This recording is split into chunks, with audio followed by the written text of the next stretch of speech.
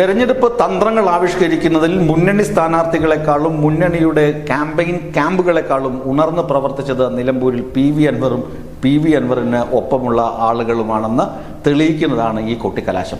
കഴിഞ്ഞ ദിവസത്തെ road show നമ്മളൊക്കെ കണ്ടിരുന്നു. 3 ആളുകളും പി വി അൻവർ നടത്തിയ റോഡ് ഷോ കണ്ടു, അതുപോലെ LDFും UDFും നടത്തിയ പരിപാടികളൊക്കെ നമ്മൾ കണ്ടു, പ്രിയങ്ക ഗാന്ധിയുടെ റോഡ് ഷോ ഒക്കെ കണ്ടു. അപ്പോൾ പൊതുഗതാഗതം ഒരുപാട് തടസ്സപ്പെടുകയും ജനങ്ങൾക്ക് ബുദ്ധിമുട്ട് ഉണ്ടാവുകയും ചെയ്തതായി അൻവർ മനസ്സിലാക്കി. അതുകൊണ്ട് ഇന്നത്തെ കൊട്ടിക്കലാശത്തിന് അൻവറിൻ്റെ തൃണമൂൽ കോൺഗ്രസിൻ്റെ കൊടിയോ അൻവറിൻ്റെ അണികളോ ഉണ്ടാകില്ല. അതാണ് ഒരു വലിയ തന്ത്രം. കാരണം കൊട്ടിക്കലാശം എന്ന് പറയുമ്പോൾ ഒരു പ്രദേശത്തേക്ക് എല്ലാ രാഷ്ട്രീയ കക്ഷികളുടെയും എല്ലാ സ്ഥാനാർത്ഥികളുടെയും ആളുകൾ ഒരുമിച്ച് വന്ന് മുദ്രാവാക്യം വിളിക്കുകയും വലിയ ആവേശത്തോടു കൂടി പരസ്യപ്രചാരണം അവസാനിപ്പിക്കുകയും ചെയ്യുന്നതാണ് ഈ കൊട്ടിക്കലാശം എന്ന് പറയുന്നത്.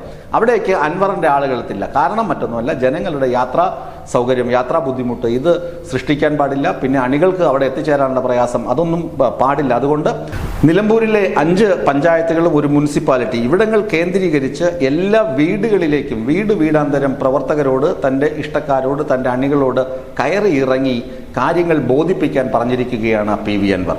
അതായത് ഇന്ന് കൂടിക്കാഴ്ചകളുടെ ദിവസമായാണ് പി വി അൻവർ മാറ്റിവെച്ചിരിക്കുന്നത്. അതാണ് ഒരു പ്രധാനപ്പെട്ട തന്ത്രം. മറ്റ് രാഷ്ട്രീയ കക്ഷികളിൽപ്പെട്ട ആളുകളും പാംലെറ്റുമായൊക്കെ വീടാന്തരം കയറി ഇറങ്ങുന്നുണ്ട്.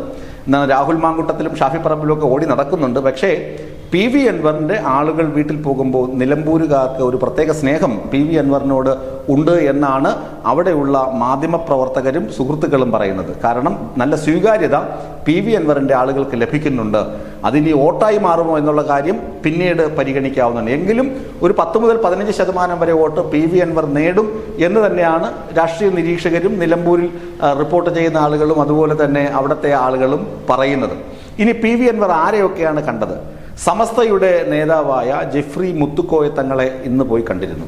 കഴിഞ്ഞ ദിവസം കാന്തപുരം അബൂബക്കർ മുസ്ലിയാരെ പോയി കണ്ടിരുന്നു. അപ്പോൾ ഇവർക്കൊക്കെ മുസ്ലിം സമുദായത്തെ സ്വാധീനിക്കുവാനുള്ള ശക്തി വളരെ വലുതാണ്. പ്രത്യേകിച്ച് സമസ്തയിലെ ലീഗ് വിരോധികൾ, മുസ്ലിം ലീഗിനെ ഇഷ്ടപ്പെടാത്ത ഒരു വിഭാഗം നേതാക്കളും ഒരു വിഭാഗം ആളുകളും ശക്തിയോടുകൂടി മുസ്ലിം ലീഗിനെ എതിർക്കുന്ന ആളുകൾ സമസ്തയിലുണ്ട്. അപ്പോൾ സമസ്തയുടെ നേതാവിനെ ജെഫ്രി മുത്തുക്കോയ തങ്ങളെ അദ്ദേഹം പോയി കാണുമ്പോൾ അദ്ദേഹത്തിൻ്റെ ലക്ഷ്യം വോട്ട് തന്നെയാണ്. എന്നിട്ട് ഇലക്ഷൻ്റെ സാഹചര്യം, രാഷ്ട്രീയ സാഹചര്യമൊക്കെ അദ്ദേഹം വിശദീകരിക്കുന്ന ഇതേ വിശദീകരണം തന്നെ അദ്ദേഹത്തിൻ്റെ അണികൾ വീടാന്തരം കയറിപ്പോയി പറയുന്നുമുണ്ട്. അതുപോലെ തന്നെ സുന്നി വിഭാഗത്തിന് നല്ല മേൽക്കൈയുള്ള സ്ഥലമാണ് ഈ നിലമ്പൂർ മണ്ഡലം. അതുപോലെ തന്നെ സമസ്തയിലെ EK വിഭാഗത്തിന് നല്ല വളക്കൂറുള്ള മണ്ണാണ് നിലമ്പൂർ. അതുകൊണ്ട് തന്നെ പി വി അൻവർ ഈ ജെഫ്രി മുത്തുക്കോയ തങ്ങളെയും അതുപോലെ കാന്തപുരം അബൂബക്കർ മുസ്ലിയാരെയൊക്കെ പോയി കണ്ടതിൽ ഒരുപാട് അർത്ഥ തലങ്ങളുണ്ട്. വോട്ട് നേടുക, അദ്ദേഹത്തിൻ്റെ രാഷ്ട്രീയം സ്ഥാപിക്കുക എന്നത് തന്നെയാണ് പ്രധാന ഘടകം. അതാണ് ഞാൻ പറഞ്ഞത്, അൻവറിൻ്റെ തന്ത്രങ്ങൾ, കുറുക്കൻ്റെ തന്ത്രങ്ങൾ എന്ന് കേട്ടിട്ടില്ലേ?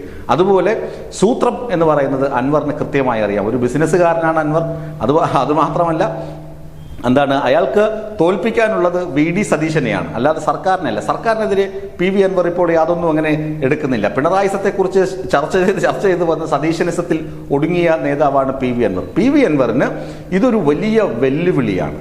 ഈ തെരഞ്ഞെടുപ്പ് വിജയിച്ചില്ലെങ്കിൽ, അല്ലെങ്കിൽ നല്ല വോട്ടിംഗ് പെർസെൻറ്റേജ് കിട്ടിയില്ലെങ്കിൽ, വോട്ടിംഗ് ശതമാനം അത്രയധികം നേടിയില്ലെങ്കിൽ, ഒരു 50,000 വോട്ട് വരെയാണ് പി വി അൻവർ കണക്ക് കൂട്ടുന്നത്. 50,000 വോട്ടെങ്കിലും തനിക്ക് കിട്ടണം എന്ന വാശിയോടുകൂടിയാണ് അദ്ദേഹം പ്രചരണ രംഗത്ത് സജീവമായി തുടരുന്നത്. അത്രയും വോട്ട് കിട്ടിയില്ലെങ്കിൽ അദ്ദേഹത്തിൻ്റെ രാഷ്ട്രീയ ഭാവി തുലാസിലാകും. കാരണം ഒരു മുന്നണിയിലും അദ്ദേഹത്തിന് പ്രവേശനം ലഭിക്കില്ല.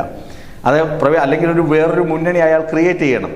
അങ്ങനെയാണെങ്കിലും വലിയ കഷ്ടപ്പാടാണ് തദ്ദേശ സ്വയംഭരണ തെരഞ്ഞെടുപ്പുകളിലും അതുപോലെ അടുത്ത് വരാൻ പോകുന്ന നിയമസഭാ തെരഞ്ഞെടുപ്പിലും. അതുകൊണ്ട് ആര്യാടൻ ഷൗക്കത്തിനെ തോൽപ്പിക്കുന്നതിലൂടെ VD സതീശനെയും തോൽപ്പിക്കാൻ കഴിയുമെന്ന് പി വി അൻവർ കണക്ക് കൂട്ടുന്നുണ്ട്.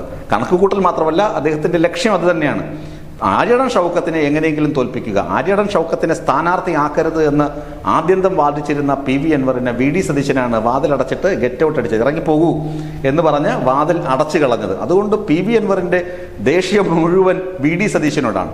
ഇവിടെ എങ്ങാനും ആര്യാടൻ ഷൗക്കത്ത് നല്ല ഭൂരിപക്ഷത്തിൽ വിജയിച്ചാൽ, ഈ UDF ക്യാമ്പ് പറയുന്നത് പോലെ 10,000 വോട്ടിൻ്റെയോ 15,000 വോട്ടിൻ്റെയോ ഭൂരിപക്ഷത്തിൽ ആര്യാടൻ ഷൗക്കത്ത് വിജയിച്ചാൽ അതിൻ്റെ ക്ഷീണം മുഴുവൻ കിട്ടുന്നത് പി വി അൻവറിനായിരിക്കും. കാരണം PV അൻവർ പറഞ്ഞു ആര്യാടൻ ഷൗക്കത്തിന് ജനപിന്തുണയില്ല, ആര്യാടൻ ഷൗക്കത്തിനെ മത്സരിപ്പിക്കരുത് എന്ന് പറഞ്ഞിട്ടുണ്ട്.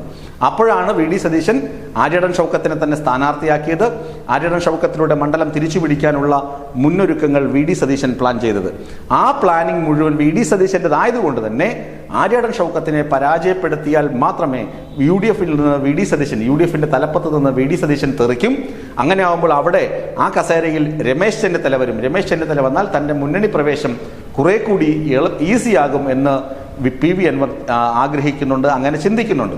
മാത്രമല്ല മുസ്ലിം ലീഗ് നേതൃത്വം പറഞ്ഞിട്ട് പോലും PV അൻവറിനെ മുന്നണിയിൽ എടുക്കാതെ ബലം പിടിച്ചത് VD സതീശനാണ്. മുസ്ലിം ലീഗ് നേതൃത്വം ആഹ്വാനം പറഞ്ഞു PV അൻവറിനെ ഒപ്പം നിർത്താം എന്ന് പറയുമ്പോഴും VD സതീശനാണ് അത് എതിർത്ത് മാറ്റി നിർത്തുന്നത്. VD സതീശൻ ഒരു കലിപ്പ് എന്ന് പറഞ്ഞാൽ നിയമസഭയിൽ ഈ കോടിക്കണക്കിന് രൂപ VD സതീശൻ കൈപ്പറ്റി എന്നുള്ള അഴിമതി ആരോപണം കൊണ്ടുവന്നത് PV അൻവർ ആയിരുന്നു. അതിനുള്ള ദേഷ്യമാണ് PV അൻവറിനോട് VD സതീശൻ ഇങ്ങനെ തീർത്തുകൊണ്ടേയിരിക്കുന്നത്.